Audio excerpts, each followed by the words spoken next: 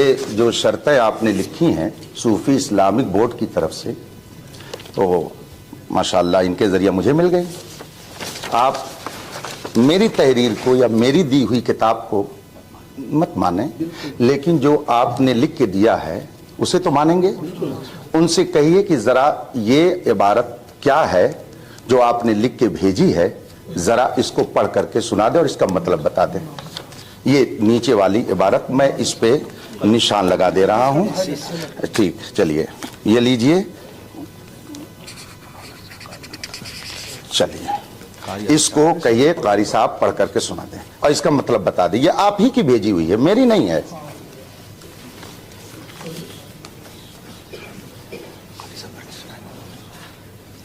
कारी साहब पढ़ करके उसे सुनाएं।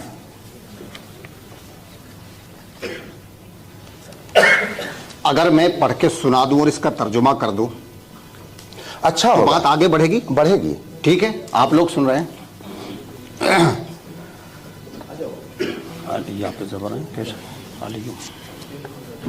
ठीक है, वो तो आपने लिख के दिया, बात तो आगे बढ़ेगी इंशाअल्लाह। अलीयुम माल कुरान वल कुरान माल अली लन यफ्तरिका हत्ता यरिदा अलैयल हौज हाज़ा हदीसुन सहीहुल असनाद। तर्जुमा यह है, अली कुरान के साथ है और कुरान अली के साथ है। ये हरगिज उस वक्त तक जुदा नहीं होंगे जब तक कि हौज़े कौसर पर ना पहुंच जाए। हाज़ा हदीसुन सहीहुल असनाद, ये हदीस असनाद के एतबार से सही है। और मौला अली की वो फजीलतें हैं, इतनी फजीलतें हैं कि उनको कोई गिन नहीं सकता। मौला अली की बेशुमार फजीलतें हैं, हर फजीलत बेशुमार है। फजीलत नंबर 1, मौला अली का काबे में पैदा होना। मौला अली के अलावा आज तक कोई काबे में पैदा नहीं हुआ और उम्मीद कवी है कि इंशाअल्लाह रहमान कोई काबे में पैदा हो भी नहीं सकता, इसलिए कि अल्लाह ने काबे को बनाया है मोहम्मद के लिए। अल्लाह ने काबे को बनाया है मोहम्मद के सदक़े में। अगर मोहम्मद ना होते तो कुछ भी ना होता सल्लल्लाहु अलैहि वसल्लम। अब शॉर्टकट में चंद जुमलों में मैं फजीलत बयान कर रहा हूँ। काबा है अल्लाह की इबादत के लिए, अल्लाह की इबादत के लिए, लोगों की हिदायत के लिए, रसूल की हुकूमत के लिए। अल्लाह की इबादत के लिए, लोगों की हिदायत के लिए, रसूल की हुकूमत के लिए और अली की विलादत के लिए, अली की विलादत के लिए। अजीज़ान मिल्लत इस्लामिया, लोग कहते हैं कि अली खान काबा के अंदर पैदा नहीं हुए। हकीम बिन हिजाम एक सहाबी रसूल हैं, वो काबे के अंदर पैदा हुए। अली की दुश्मनी में लोग कहाँ से कहाँ पहुँच गए। हकीम बिन हिजाम काबे के अंदर नहीं पैदा हुए, क्योंकि काबे की चाबी तो हजरत अबू तालिब के पास थी। जब ताला ही नहीं खुला तो अंदर कैसे पहुंच गए। हकीम बिन हिजाम हरम में पैदा हुए थे, काबे के बाहर, लेकिन मौला अली पैदा हुए काबे के। कुरान कहता है अंतहिरा बैतिया लित्ताइफीना वल आकिफीना वरुक्काई सुजूद। ए इब्राहिम और इस्माइल, काबे को पाक करो रुकू करने वालों के लिए, सजदे करने वालों के लिए, तवाफ करने वालों के लिए और एतिकाफ करने वालों के लिए। किसके लिए? एतिकाफ करने वालों के लिए। अब पूरी कायनात, पूरी आलम इंसानियत, पूरी तारीख मुझे ये बताए कि काबे के अंदर तवाफ किसने किया है कोई बताने वाला नहीं है। अगर कोई बताएगा तो कुरान बताएगा, तारीख बताएगी। मौला अली और मौला अली की वालदा फातिमा बिनते असद 3 दिन तक काबे के अंदर रहे। काबे के अंदर रहना उनका एतिकाफ करना है, काबे के अंदर रहना उनका एतिकाफ करना है। तो मालूम यह हुआ कि अली ने एतिकाफ किया, अली की माँ ने एतिकाफ किया, तो जो एतिकाफ करेगा वही खाना के अंदर, खाने काबा के अंदर पैदा होगा, और जो पैदा हुआ है उसी ने एतिकाफ किया है। या तो फिर ये बताओ कि अली और अली की वालदा के अलावा, अली और अली की वालदा के अलावा एक आदमी खड़े हो जाए, तकरीर करनी मुश्किल हो जाएगी। हाँ, अली और अली की वालदा के अलावा जिसने एतकाफ किया है हम उसी को मानेंगे कि खाने काबा के अंदर पैदा हुआ है। और अगर अली और अली की माँ के अलावा कोई नहीं है तो फिर मानना पड़ेगा कि अली खाने काबा के अंदर पैदा हुए।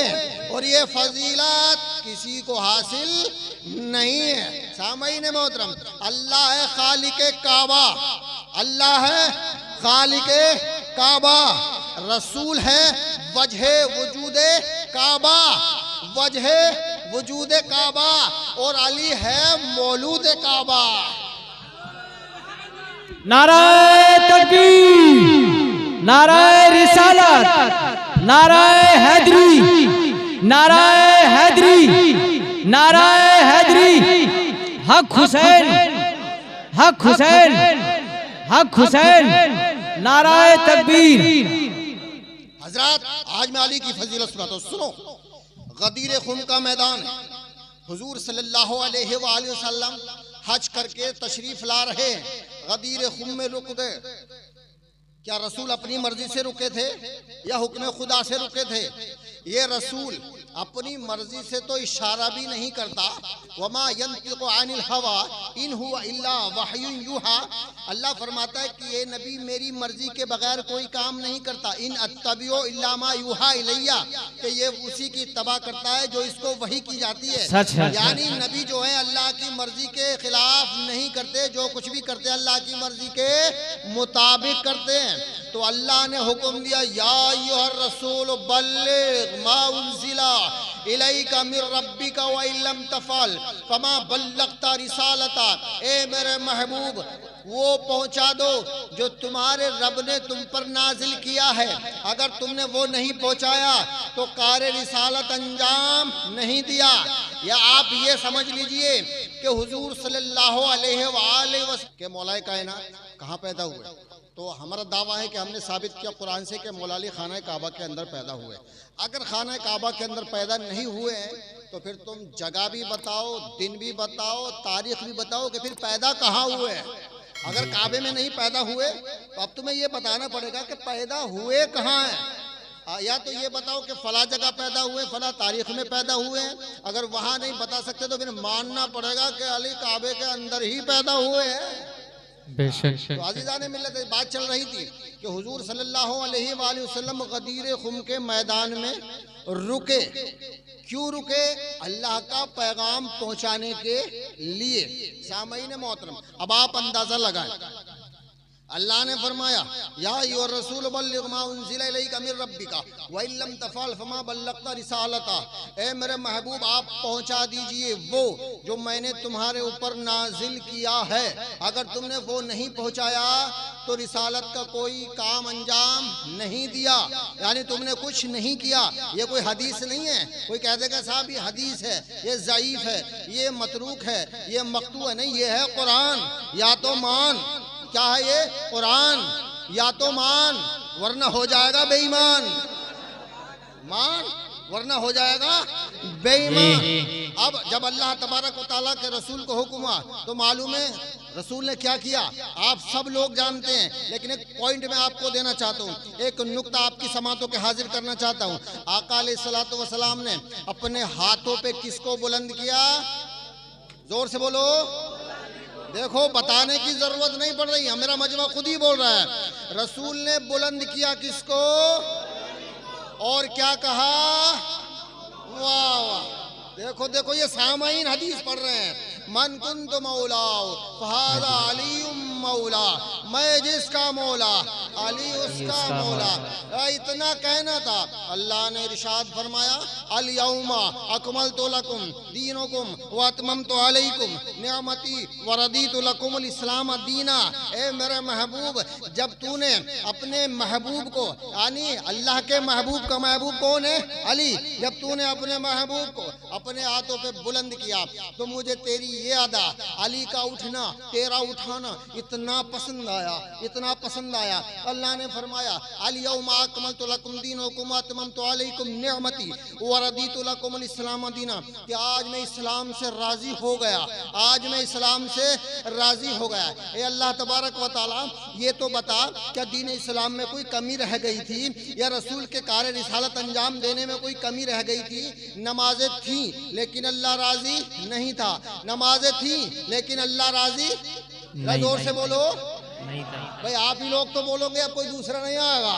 नमाजें थी लेकिन अल्लाह राजी, रोजे थे लेकिन अल्लाह राजी, हज तो ताज़ा ताज़ा करके आ रहे थे, हज था लेकिन अल्लाह राजी, ज़कात थी लेकिन अल्लाह राजी, कुर्बानियाँ थी लेकिन अल्लाह राजी, सदका व खैरात था लेकिन अल्लाह राजी, अम्र बिल मारूफ नही अनिल मुनकर था लेकिन अल्लाह राजी, जिहाद था लेकिन अल्लाह राजी, हुकूकुल्लाह था लेकिन अल्लाह राजी, हुकूकुल इबाद था लेकिन अल्लाह राजी, सब कुछ था लेकिन अल्लाह राजी नहीं था। या अल्लाह, जब सब कुछ था तो तू राजी क्यों नहीं हुआ?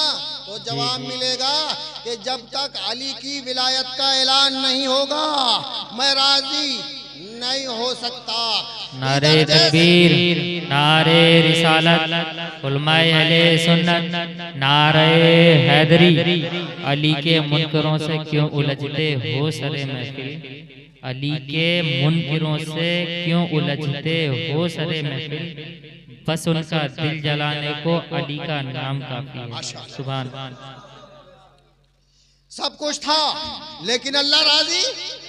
जैसे ही अल्लाह के रसूल फरमान कुंद मौला फाज़ अलैहिल मौला, अल्लाह ने फरमाया मैं तुमसे राजी हो गया, मैं तुमसे राजी हो गया, अपनी नेमतें भी तमाम कर दी और दीन इस्लाम भी मुकम्मल हो गया। अब मैं नतीजा देना चाहता हूँ, ए मुफ्तियों, मौलवियों, हाफिजों, कारियों, फाजिलों, फकीहों, इमामों, अली के दुश्मनों, सुनो, सब कुछ था लेकिन अल्लाह राजी नहीं था। अल्लाह राजी कब हुआ? जब नबी ने अली की विलायत का ऐलान किया। अरे बगैर अली के जब अल्लाह राजी नहीं होता तो तुझसे कैसे राजी हो जाए? बेशक बगैर अली के तुझसे कैसे राजी हो जाएगा? अरे बगैर अली के दीन मुकम्मल नहीं होता तो तेरा ईमान कैसे मुकम्मल हो जाएगा? बगैर अली के नेमतें तमाम नहीं होती तो तू जन्नत में कैसे चला जाएगा? तो जब तक अली को ना पकड़ेगा, अली को ना समझेगा, अली की फजीलत बयान ना करेगा, ना तुझे यहाँ इज्जत मिलेगी ना वहाँ जन्नत मिलेगी। वाह वाह।